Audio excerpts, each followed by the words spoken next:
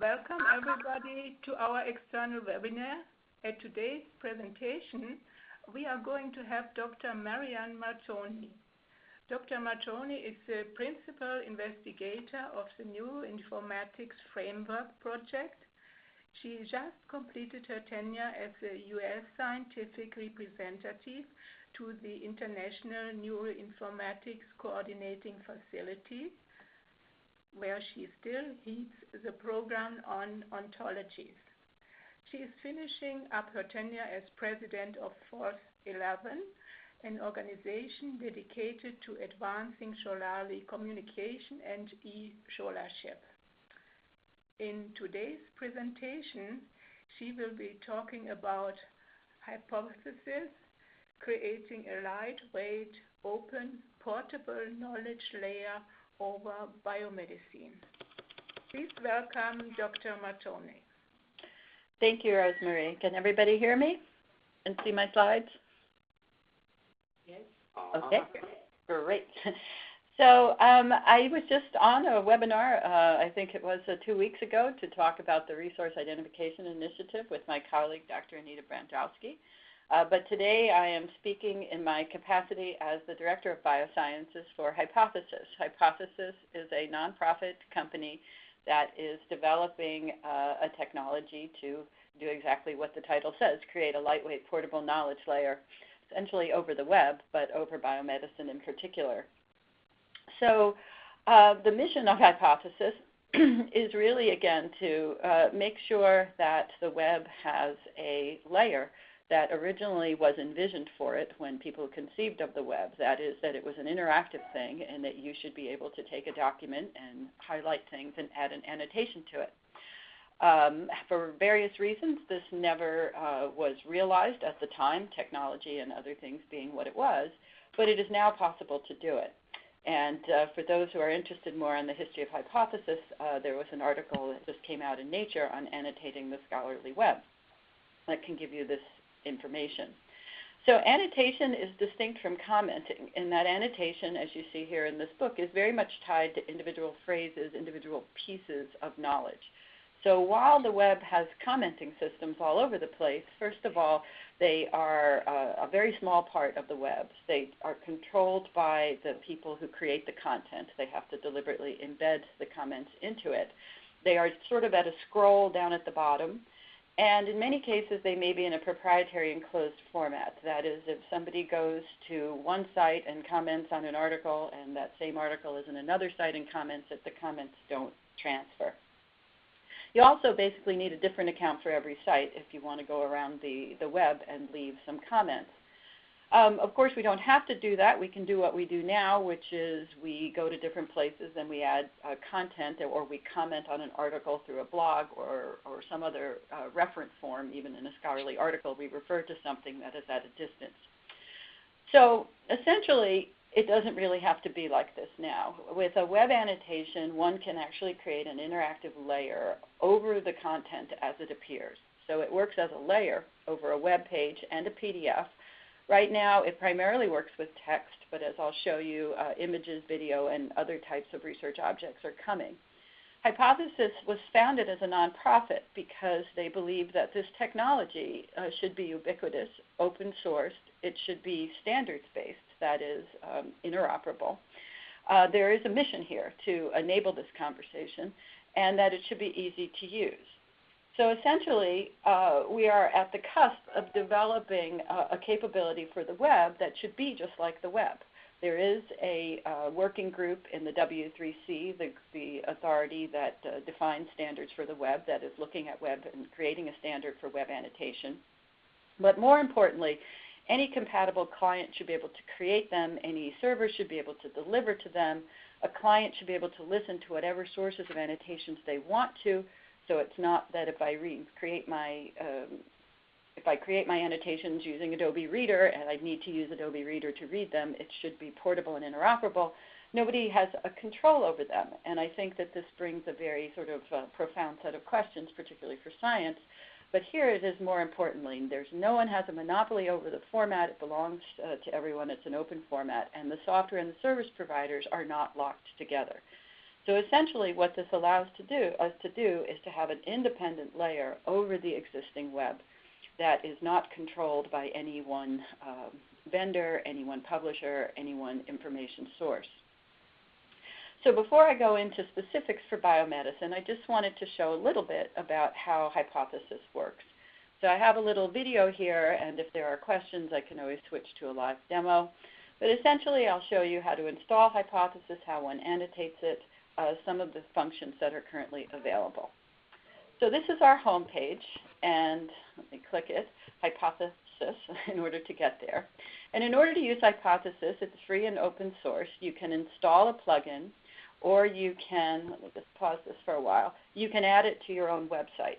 So you can embed it into any browser. There's a plugin for Chrome, an extension for Chrome. There are also ways to use bookmarklets for Safari and Firefox. But also using just a little coding, you can make it natively available in your website. So you're able to embed it into your website. It does require an account, a free account, because these annotations are tagged to you, so we know, who is making the annotations. And you can sign up on the website. Unlike that book that I showed you that had all the underlines and the post-its and the fact that we were all taught when we were kids, at least at people my age, not to write in our books, these are layers, so you can turn them on and off. So if you see the sidebar here and you activate them, you can see that there's highlights. If you pull out the sidebar, you can see the comments that people have left on that page. You can also collapse it and turn it off, so it's non-destructive. It doesn't have something that you need to actually do. So let's watch how this actually works. So here I'm just going to our blog, highlighting a piece of text, and a little box comes up, and it lets me essentially type in an annotation. Again, this is not a comment. You notice that it is tagged to this specific piece of text right here, and that the sidebar, this number, actually corresponds to where that annotation is. So it appears in line or close to in line with the thing that you're referencing. Because Hypothesis is geared towards the web, you can do things like insert links. So here you can see we can create a link back to Hypothesis using just a little markup. And you can also add your tags. So you can tag any one of them, which makes them searchable later on. Let me just go back a little bit. The other thing is that annotations right now can be both public and private, so you can annotate for your own purpose and make these annotations public or private. And we've also added the capacity now to add in private groups. So if you and your colleagues want to annotate together, you can create a group, share the link with them, and only that group can see them. So it's very flexible in that way, in that not every annotation is meant for the public. In this case, I'm posting it to the public. Again, you can turn them off and on and see the highlights. You can share annotated documents even with people who do not have a Hypothesis account. There is a proxy service called VIA, and it is activated by this link up here.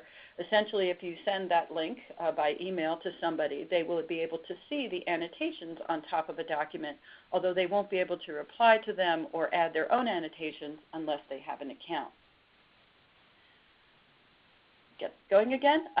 So again, these are sortable. You can actually search them. We have a stream. Everybody gets their own annotation stream that's tagged under their accounts, and you can use tags and other things to be able to search across your annotations, across all documents, not just the one you're in.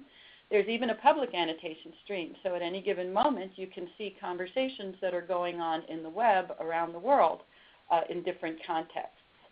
Of course, I know most people are here today because of the possibility of using Hypothesis in the sciences and using annotation in the sciences. Here you see an article in PLOS that has been annotated. Whoops, let me go back. Let me get back here. Sorry about that. Here's an article in PLOS that has been annotated, in this case by me. And as I said, these are geared towards the web, so you can reply to an annotation. If you do that, the person who made the annotation gets a notification, just like if you're used to working in Google Docs.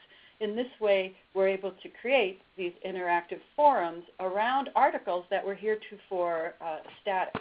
But again, because this is a layer, you can turn this off or on those who created this document do not need to be disturbed by the things that people are saying about them, but those who want to have conversations around them are allowed to have them. In this way, we can take static scientific artifacts and we can turn them into interactive forums. So how is this being used in the sciences in general and biomedicine in particular? Many people will say to me, well, you know what, that we have commenting systems out there, people don't use them, why should we think that people are going to use Hypothesis? And I point out that actually, again, annotation is different than commenting. But more importantly, if you think about it, biomedical scientists annotate every day, all over the place, all the time. And not all of those annotations are the type of conversational layer that many people in public engage with in Hypothesis. Some of them are just personal notes or thoughts. You read articles, you highlight things, you organize your notes. We do, however, a lot of knowledge extraction, right? So we have a lot of people who are reading the literature, they're doing entity tagging, they're taking information out of the literature. It would be great to have, again, an open source set of tools that provide this capacity in this very web-enabled interactive way so that everybody doesn't have to rebuild all of these tools, and I'll show you some examples of that. We also do a lot of knowledge addition. So annotating is, of course, standard practice if you're doing gene sequences, imaging, linking information, all of that stuff. We add human knowledge to parts of data all the time. And I created this little cartoon to just show the number of conversations or knowledge additions that happen in a typical biomedical workflow. I used to be an electron microscopist, and right from the very beginning of conceiving the experiment, there are notes that are attached to your lab record about how well something went or didn't go. We create knowledge. This is a neuron. We add information when we segment it, we analyze it, we make more statements about the fact that the things that I see are normal or abnormal. We go through a publication process where there's a back and forth between the authors and the reviewers and the editors about information in the paper. Why didn't you do this? Oh, why am I accepting this? After it gets out into the post-publication world, again, a lot of conversations, knowledge extractions, things are going on, and more importantly, in that sort of post-publication world, we have some of the content that's walled off over in Nature, we have some of it over in Wiley, we have some of it in Elsevier. Even within a specific article, it is read in different places. So knowledge is in fact added at all steps, but right now it's non-transferable. Everything is done in a proprietary system. There's no way for the knowledge to sort of port over. There's no way for these conversations to occur. That's really what open annotation on the web starts to allow us to do. So how is it that Hypothesis is currently being used in biomedical science? I'm going to go through some examples, but I'm hoping that you can see that based on that previous cartoon, that across the entire scientific workflow, there is a need for this open knowledge layer that is able to connect together all the different tools, places, and people that will touch a piece of data or an article over the course of its lifetime. But obviously, one of the biggest focuses of Hypothesis is what you can do with something after it's published, so post-publication review. We are having it being used in journal clubs so that people can interact over a document. Large educational program. I think you can see that there's a lot of educational opportunities for being able to use open annotation. I'll show you some examples of scientists who are annotating their own articles just to update information on them, because as soon as we publish articles, they tend to be obsolete. We have some examples of people trying to do that very structured type annotation, which is very familiar to people who are curating the literature. We have a mandate now from NIH and others to make our content more accessible, so we'll show you how people are annotating articles to make the content more accessible. And more importantly, we're now starting to work with the Neuroscience Information Framework, my colleagues at UCSD, to allow Hypothesis to be able to take automated annotations that have already been generated and are kept in a database, and be able to project those into the article so that people reading an article can take advantage of this information. So here's just a few examples of the sorts of things that are going on.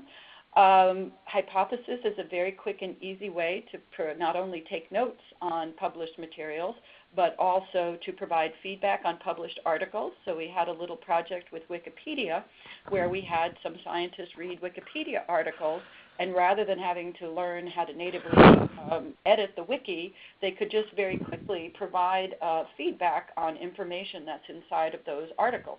This is Wikipedia. One can imagine the same things happens with the scientific literature.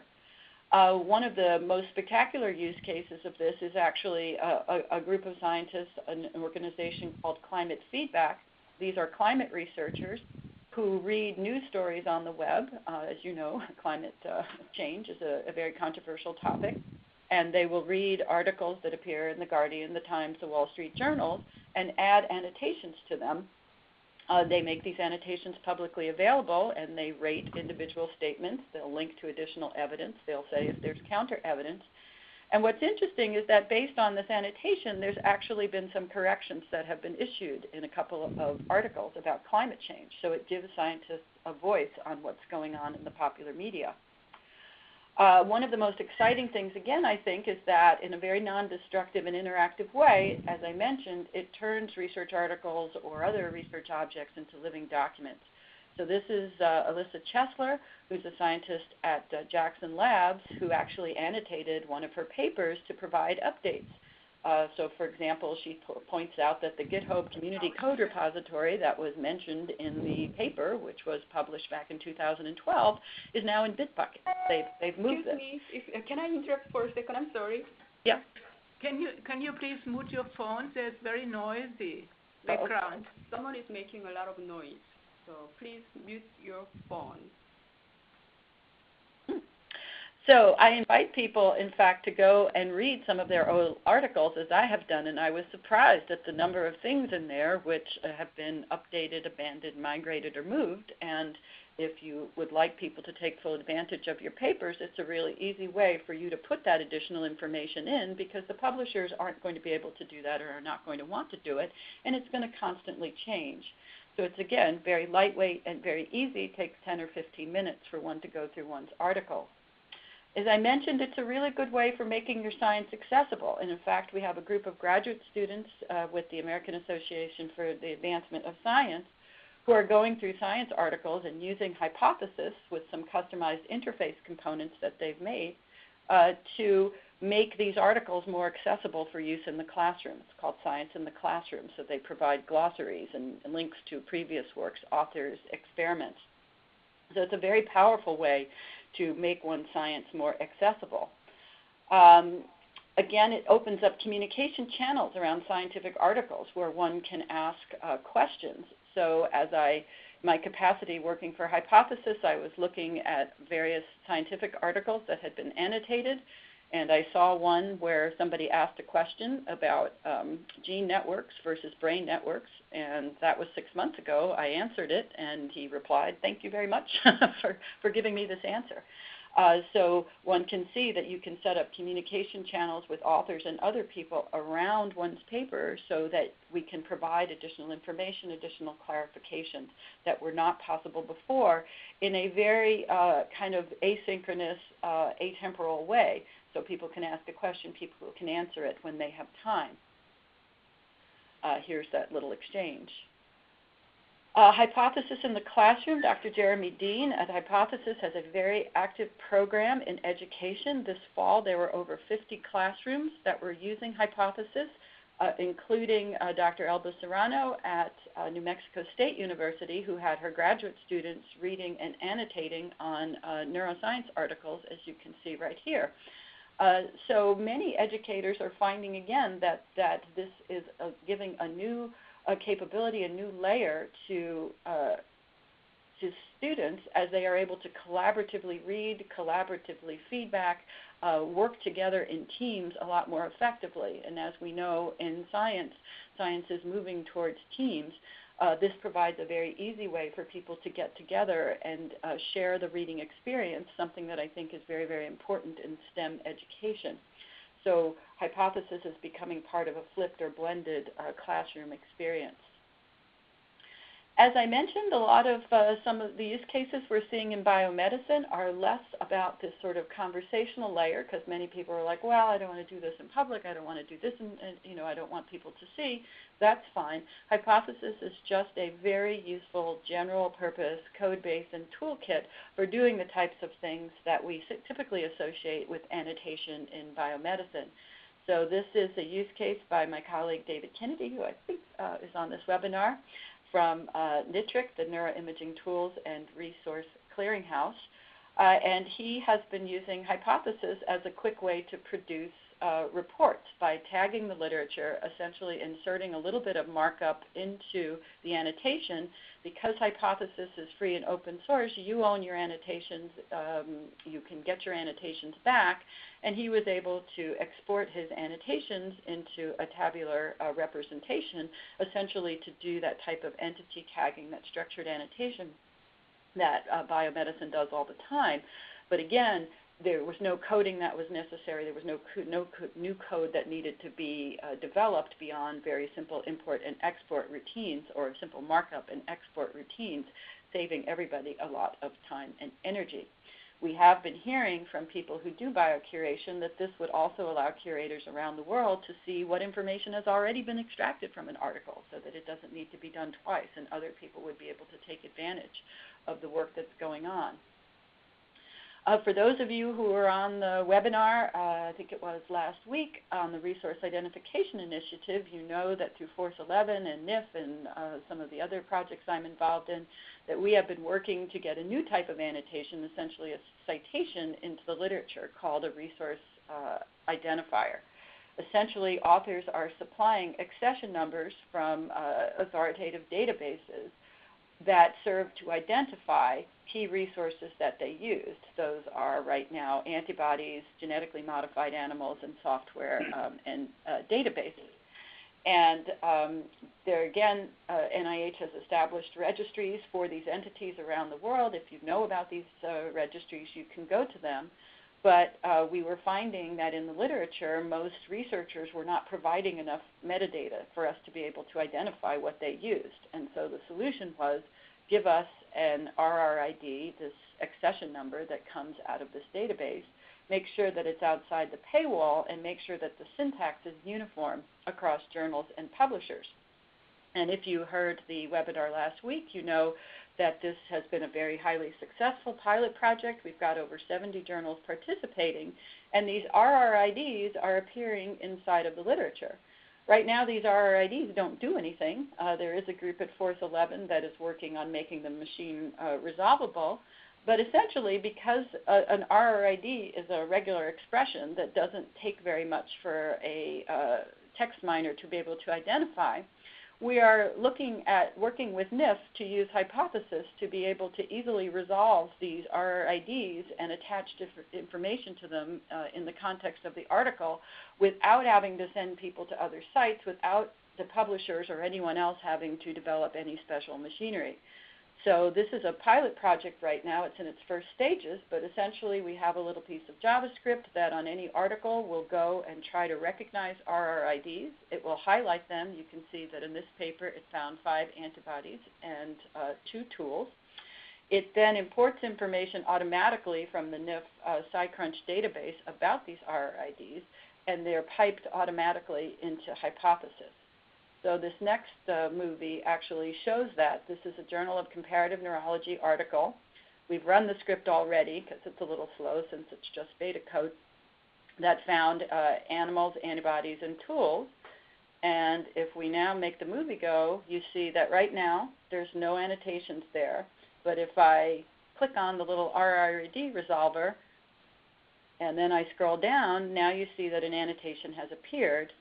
And it is highlighted, and if I open that up, it has pulled information from the RRID database and provided additional information about that zebrafish in this case. And this was all done automatically. So this is essentially a machine-generated annotation, machine-generated entity recognition put together so that we can now project this information into papers in a very flexible and dynamic way.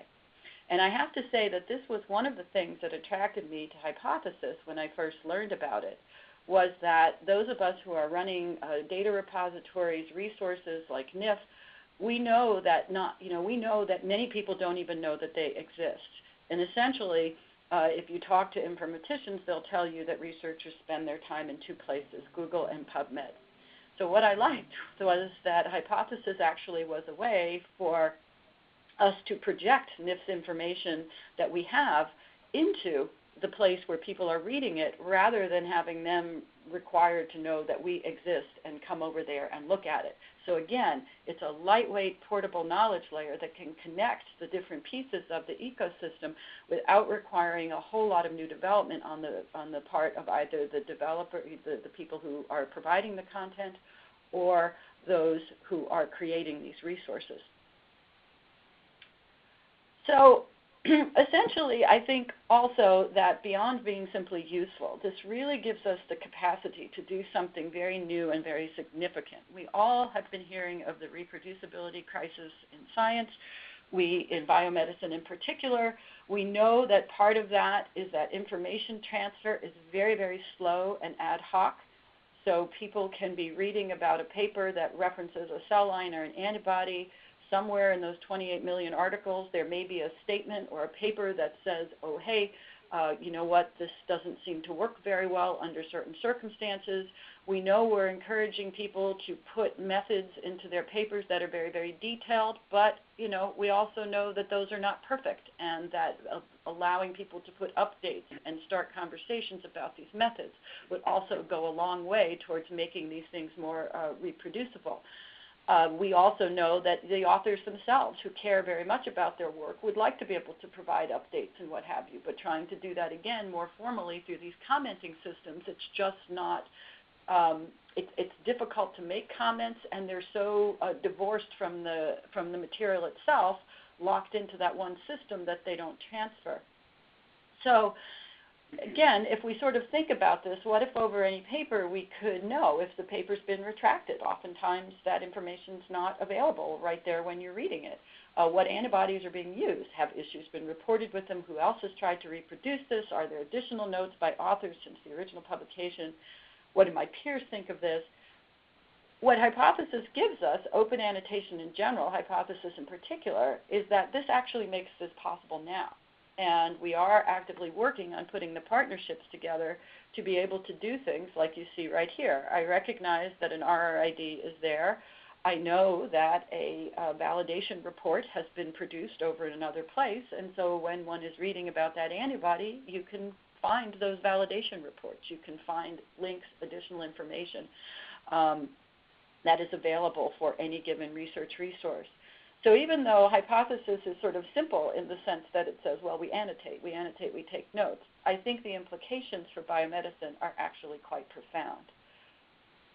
So what are the goals of Hypothesis? We've talked mostly about text, but this is bioCADDIE, which is the Data Discovery Index. And I actually think, and we've been actively working with my colleagues who have data repositories and other types of things, computational platforms, software platforms, to recognize that actually open annotation, as I showed you in that cartoon, should be a part of anything that we do.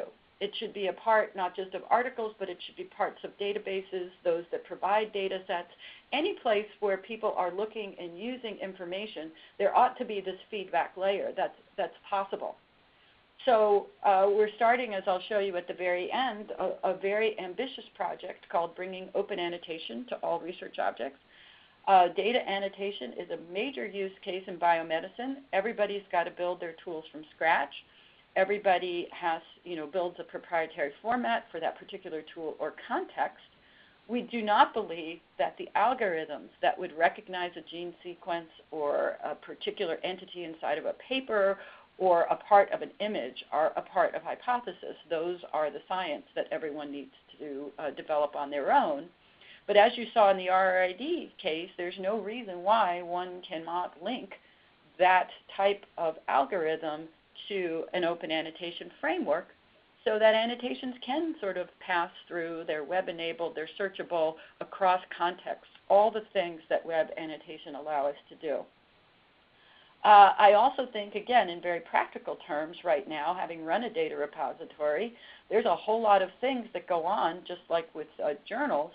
There's a back and forth between the people who submit the data and those who might curate the data. They ask questions. How nice is it, instead of having to do all that through email, to just be able to open up a private conversation with the two parties, highlight specific phrases, ask questions about those particular things, and get feedback from the author. So we are, in fact, launching a project, integration of Hypothesis into all data repositories, to let people know that these tools exist and to see how they might be able to use them.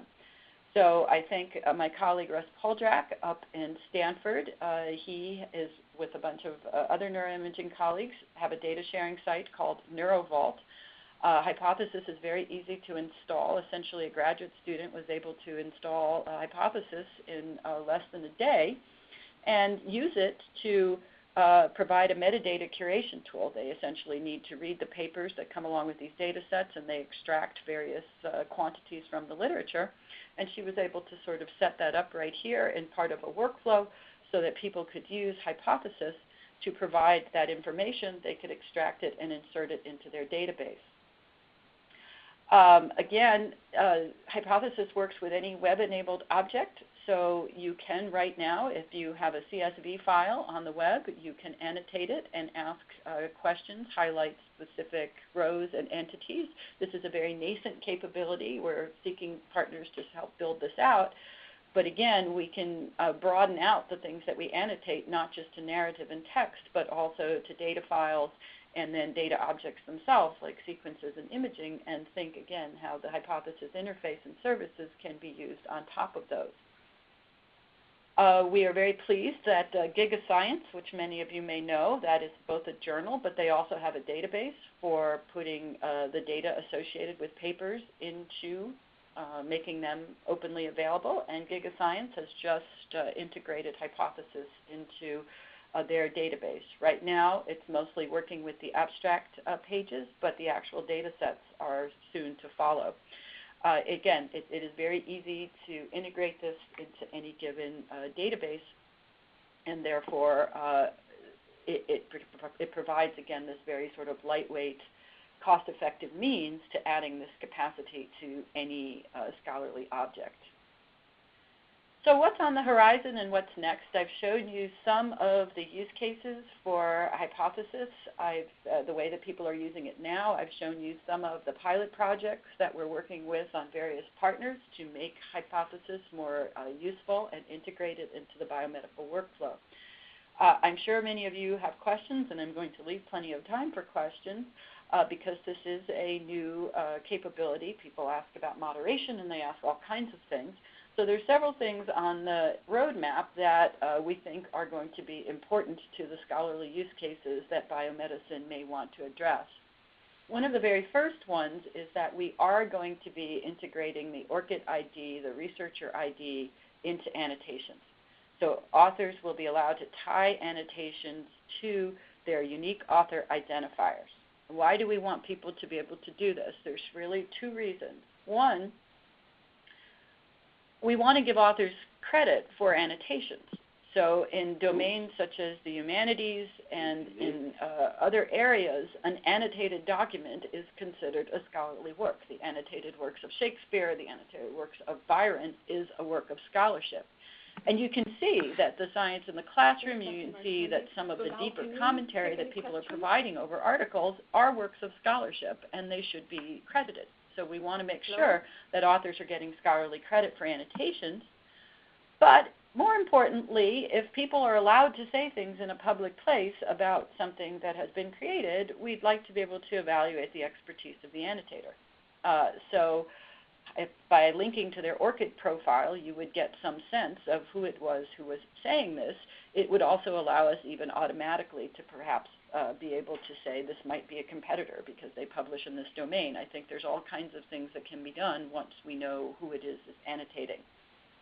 We also want to be able to surface role-based annotations, and so Alyssa Chesler annotating her own paper as an author of that paper may be evaluated differently than somebody just coming along and asking a question. An editor may choose to add some editorial comments to a published article because they knew something about the peer review and the compromises that were made to get the paper into the scholarly body that they may want to be able to put in. Is everybody there? Editors of special issues, again, may want to read and put things across the different papers in there that let them be tied together, and you would like to know that the editor and the author are the ones, in fact, who are doing these annotations. So tying to the ORCID profiles allows us to do some of these things, and this basic capability is planned for the first quarter of 2016.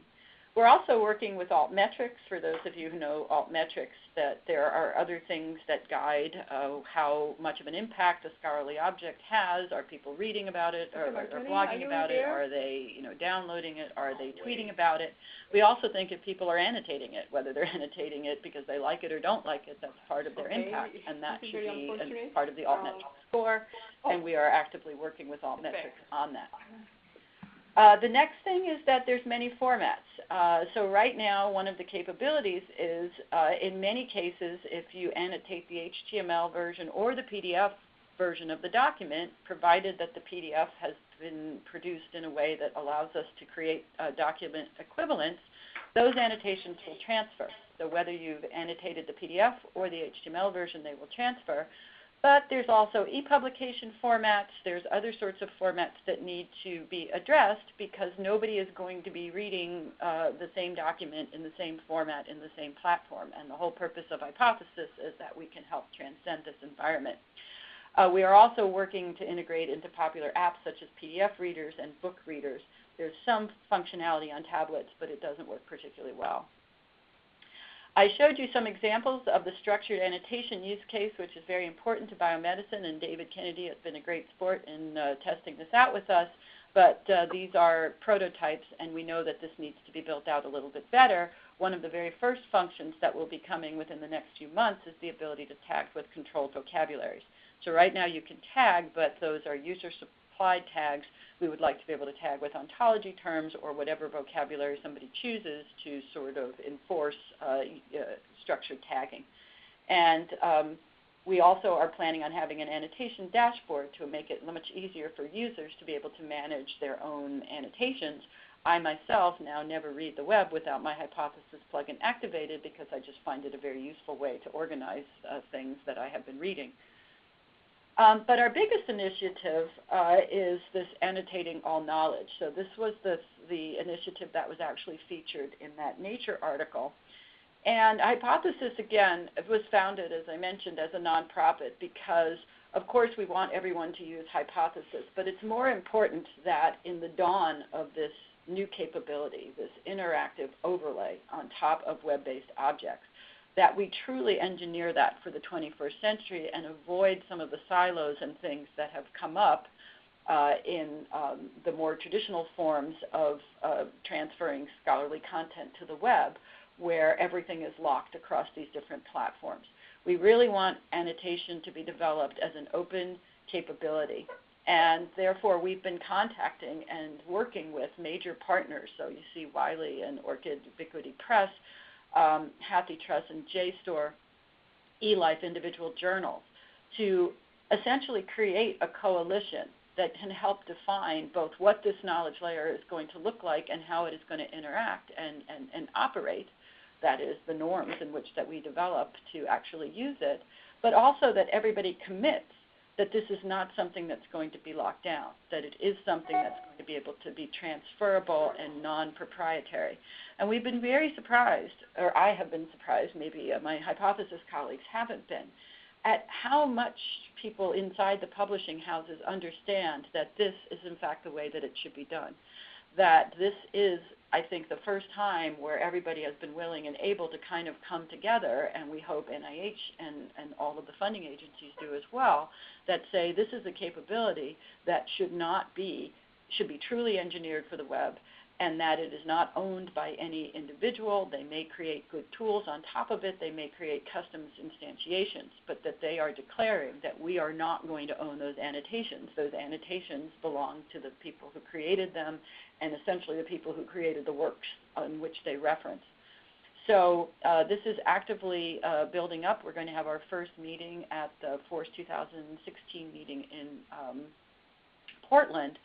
But I think we really want to be able to make sure that that we get through to the major publishers, major producers of scholarly content, places like ResearchGate, anywhere that scholarship is created, to say that we have an opportunity to create something that connects across all of scholarship, and we want everybody to join.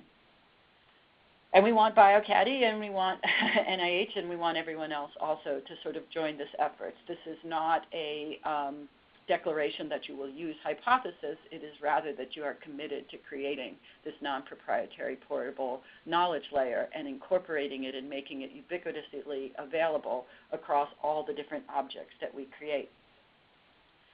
So I would like to thank the Hypothesis team. They are actively growing, so this is already obsolete, but particularly Dan Whaley, who was the founder of this, and John Udell, who's been working very closely, our product manager, with my biomedical colleagues to create these demonstrator projects. But it is an active and growing nonprofit. We're also grateful for funding coming from the Helmsley Foundation, which is specifically supporting the biomedical program, but also the Mellon Foundation, Knight, Shuttleworth, and Sloan Foundations, who have been instrumental in getting it up and running. And these are some links to recent press articles if anybody is interested in them. So I wanted to make sure that I left plenty of time for comments and discussions or live demos, whatever it is that people might like to see. Thank you.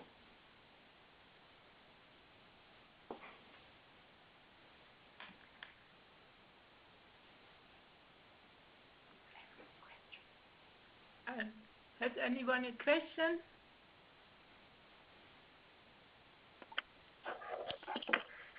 Maryann, this is Hua from UT Health. Hi, Hua. Great talk, and Thanks. It's very interesting tool. I'm just wondering, what are the licenses for Hypothesis? You said it's open source, right? Yes. Any particular open source license? There is an open source license. It is, I think, the most permissive one that is there. Oh, okay.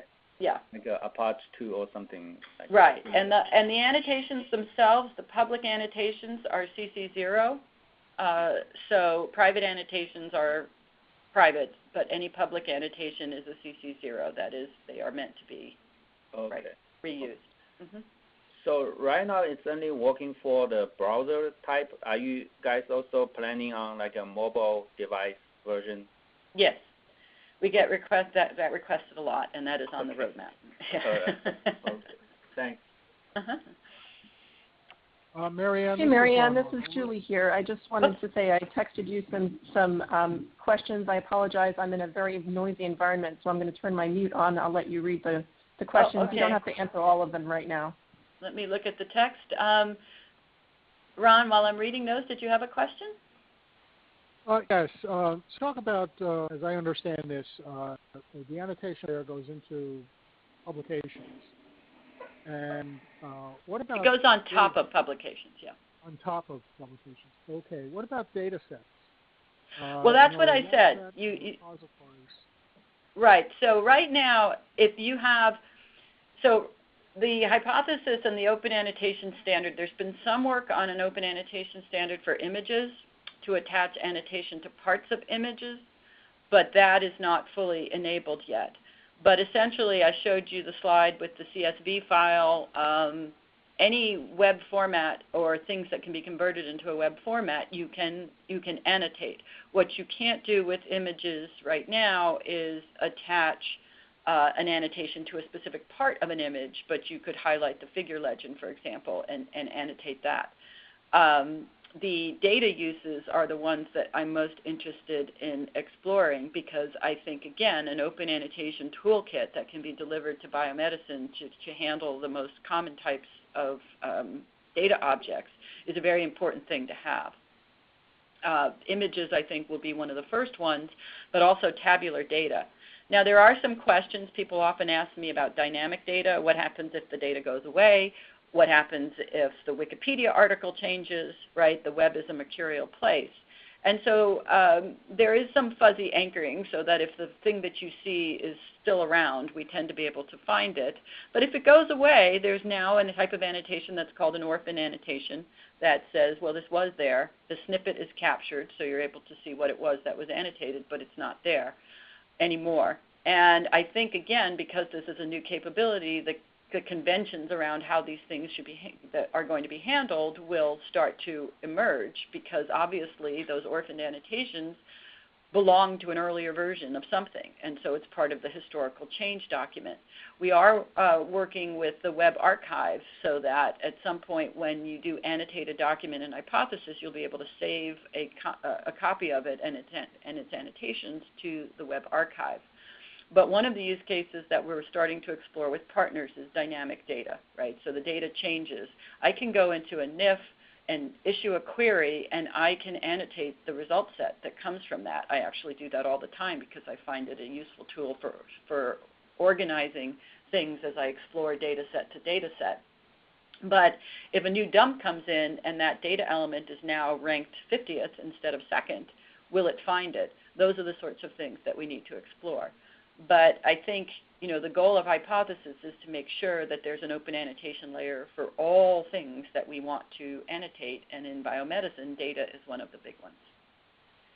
Okay, let me read Julie's thing. So the W3C, are we using their open annotation model? We are on the working group to define the web standard for the W3C. It is on the roadmap to actually port the annotations to the annotation model, but we are not using it yet. That's what often happens with concurrent development. For this to work reliably, the identifier's landscape has to be a whole lot better. What is your plan for volatile content that doesn't persist? So I talked a little bit about that, but I think it also starts to point to the big document equivalence problem that we have. And again, when the web was first, when the publishers and others came to the web, we started to say, oh, I can sort of splash this thing up. But if I want to create an ecosystem, right, the fact that the HTML version, the XML version, the PDF version all have different identifiers, they don't map to each other, and that a publisher may not even put in the appropriate header that says, oh, this actually maps to this HTML version, you actually made the connection. So what we start to uncover when we do things like this are some structural problems with the way that we do things now. The good thing is that they can be solved when people start to think about being part of an ecosystem and a network, as opposed to what I'm hearing now, the term vertical, right? So I'm the vertical, you come in and you're going to stay with me and you're not going to go anywhere else. We're starting to see where just simple changes in practices to make sure that this document equivalence occurs. Once that happens, it's very easy for us to sync across the two modes. Dynamic data, and that, again, when the annotation, the thing that it's anchored to anymore, is not there anymore, it's considered an orphan annotation. What we're starting to do, we have a designer, Connor, who is saying, well, there are different types of annotations that are attached to a page. We should at least let you know that these things were there, but they're not anymore, and through the web archive, understand what was there at the time. Is the annotated text available publicly or just the annotation? The snippet that is annotated is available publicly. And this question about maximum word size, so she's asking if there are maximum word size that the paywall publishers are authorizing, and yes, there are conventions around that. I don't know if it's a formal legal binding thing, but right now you are able to display these snippets, but good annotation behavior suggests that you should not be able to use annotation to break paywall.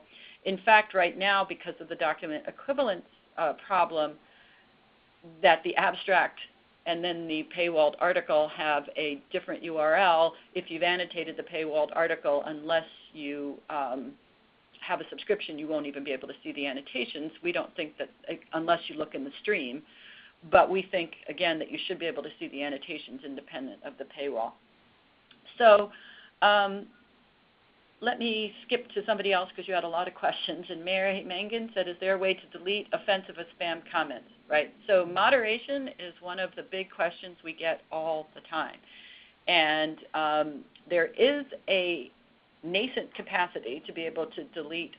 There is a capacity for Hypothesis right now to delete offensive comments, and there's a code of conduct. Fortunately, we haven't had to do that. But the question becomes is who is going to moderate this? And that's one of the reasons the group function was put in, because one could conceive that individual sites would have moderators that would look at this and automatic spam detectors. But as I said at the Society for Neuroscience, where I sort of debuted Hypothesis to biomedicine, all of these things are going to have to be thought through. That's why we formed this coalition, and we really, again, are at the beginning of a very new capability. Fortunately, there are some things we can learn from other communities, so the capacity to say if you're going to annotate in public, there are rules of conduct, we can flag offensive language, but we're never going to be able to stop everything. That's why moderation is so important. Hypothesis, however, really has marketed itself, if you will, to the scholarly audience. So there's other companies that are dealing with more popular content. Hypothesis has really geared itself towards scholarship, and thus far everybody's been behaving very nicely. But moderation is one of the key outstanding questions, and this is why we want to get this into people's hands to find out what it is they'd like to do. We do feel that a journal, for example, that embeds hypothesis ought to be able to say, this is our authorized channel. Right? It's not going to stop anybody else from doing what they want to do, because right now you can say nasty things about any journal article on the web someplace else, but that you would be able to say this is the official journal channel and turn off all the other channels is something that I think is in our planned roadmap. If someone publishes their annotations to the world, do they relinquish their ownership? So I think I said yes, they're CC0. So that's another question that people need to discuss. But right now, everybody is allowed to use them. I think that they should be searchable. I think that they should be, whether it should be CC0 or not, or CC BY, I think these are questions, but they are CC0. And I think that that was deliberate. I don't want to speak for the rest of Hypothesis, because so many sites that take comments and things own your intellectual input, and Hypothesis did not want to exert any control over what people annotate. It's theirs. Okay, I think I got most of them. Where are the public annotations stored? So that's a good question, Peter. Hypothesis, you can establish your own Hypothesis server. That is the way that the architecture was originally designed. However, just like you can have your own web server, all you can use our Hypothesis cloud service. So most people now are using the cloud service. Hypothesis, even though we've expanded lately, like most nonprofits, is small. So despite the fact that there are, that it is always intended that people be able to do this on their own, sometimes you just have to be practical. And for this phase here, where we're trying to let people know what a web annotation is and how it works, we've really put a lot of effort into our own service. So that is the one that most people are using. But we do have people who set up their own servers and control the content. As I put in that slide in the beginning, it really is meant to be like the web itself. You can run your own web server, you can use a cloud server, it's really up to you. And there are some people, again, so in the peer review pipeline, they're not using the Hypothesis interface, but they're using some of the code in the back end to create that service, but they're creating their own interfaces around it because it's a much more specific and detailed workflow than what the simple Hypothesis interface can implement right now. So we really are trying to be as flexible as possible, but also, again, encouraging people to sort of join now in this effort so that these things can be engineered and used in the best way possible. Okay, other questions?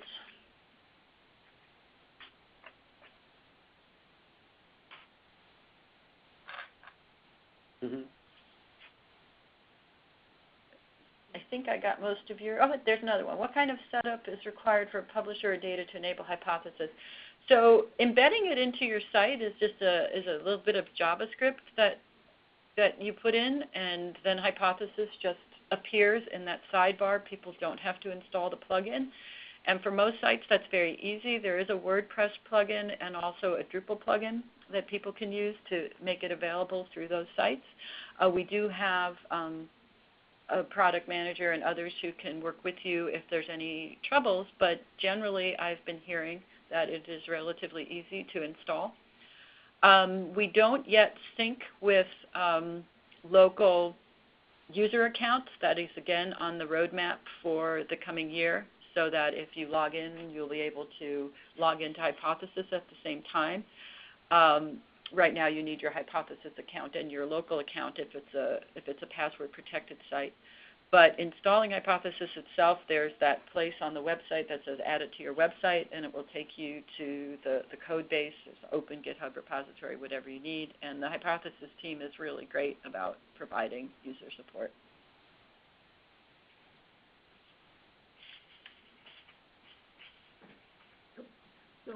All right, so I'd like to thank Dr. Martone for this great presentation today. The slides and the recording for this webinar will be uploaded on the bioCADDIE website at bioCADDIE.org later on.